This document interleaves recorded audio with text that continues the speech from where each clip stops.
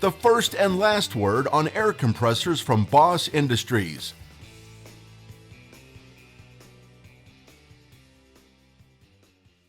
Hello, everybody. Chuck Hamilton from Boss Industries, and we are in our season 1, episode 2 of the first and last word on air compressors.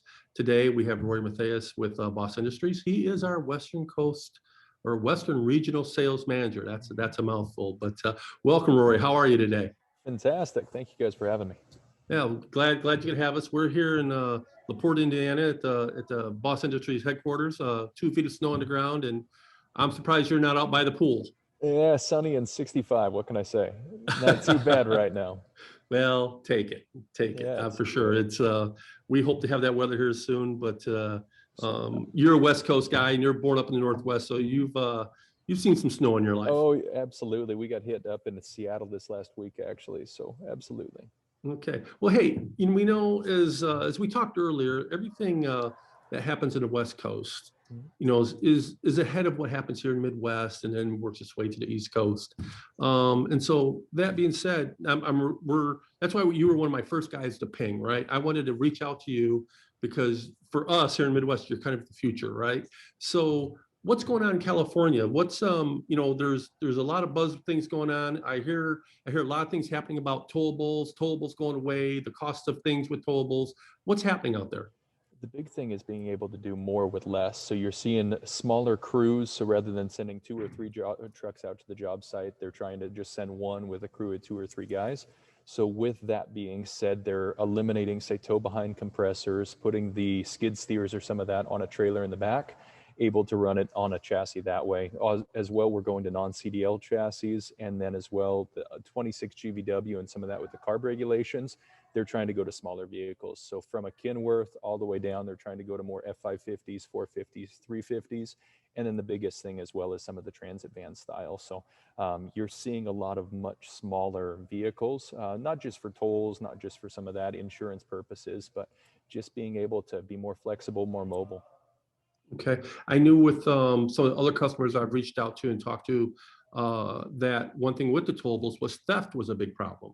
Absolutely. When I was down in a southern swing, before people knew that their tollable was gone, it was already on a container and it was heading off to somewhere, Absolutely. right? So and I knew that was a real big issue, along with things like you mentioned, tolls, insurance, carrying an extra crew member. As soon as that trailer gets hitched up, right, somebody's got another person that has to go along with it. It's another truck, absolutely. Yeah, so interesting. Now, also another word, and I think you touched on it, was the dirty word, in a way, carb, right? Carb's huge. So what's going on in California with carb?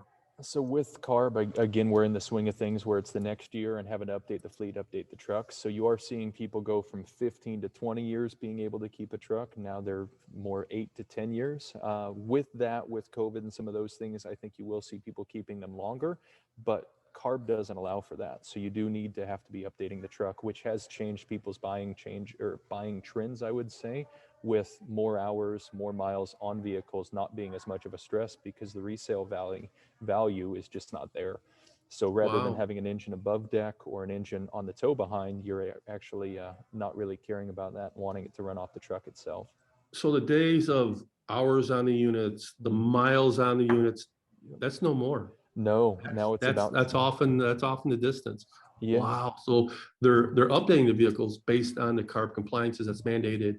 And so now all that equipment, be it above deck or be it under deck, we've got to put that on a new vehicle or replace it and buy new and send the truck off to a fleet. So I know with our BCAN system that's on our Boss Air 185 underdeck systems, that makes it much more easier. Are you hearing that with your customers? Absolutely. You're able to still do a body or a swap, as we've talked about before, body swaps or refurbishing the vehicle.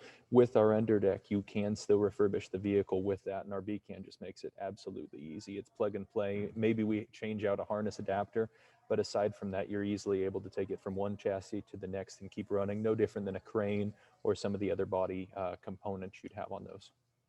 Wow, that's and I know with it being USB updatable, all that, even if you additive components correct, now it's all programmable in and it's easy to swap out to do. So it's fantastic. one email away by Also, far. and leaning in on that, I'm gonna use the term greener because that's here, right? We see it all over the place, Absolutely. right? The transit van, the Sprinter van, that's kind of the Kleenex names. I'm using that air quotes here Mhm. for those type of vehicles. You've seen a big movement on those? Yes, especially with some of the larger players in the area, a lot of the Caterpillar, the John Deere, things of that, where people no longer, it was just for material handling and more of the urban environments, you're seeing them go out onto the job site with off-road.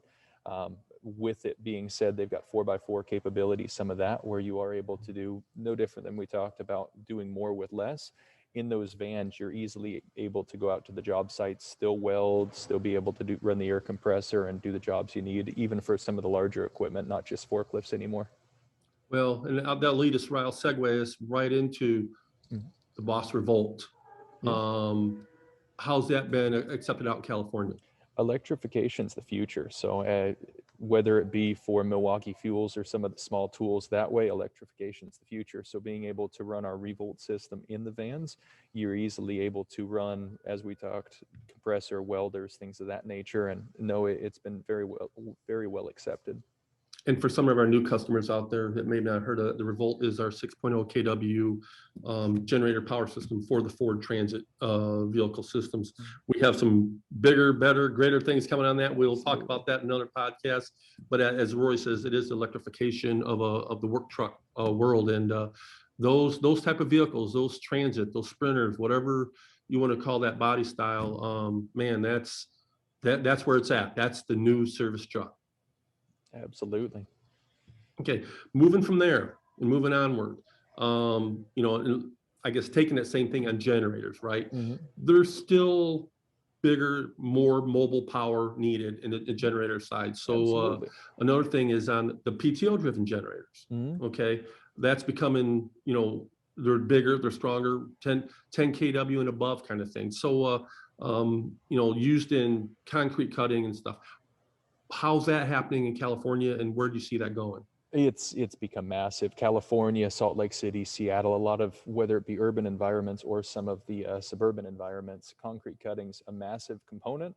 As well, we see, I've got customers that are doing it for, say, satellites, some military customers, et cetera, changing.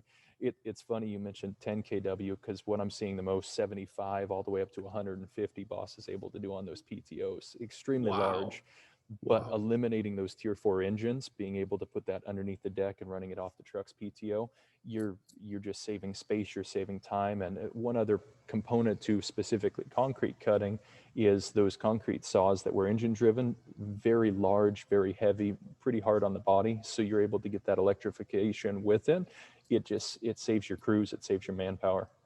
And we see those still here in the Midwest. Well, traditionally, we've seen a lot of this stuff, but those are big trucks. Those are Oh, big saws. absolutely. Those are big vehicles Yep. that are alongside the road. So not only is it another large component, there's also a safety factor involved too, because it's another huge vehicle on the side of the road.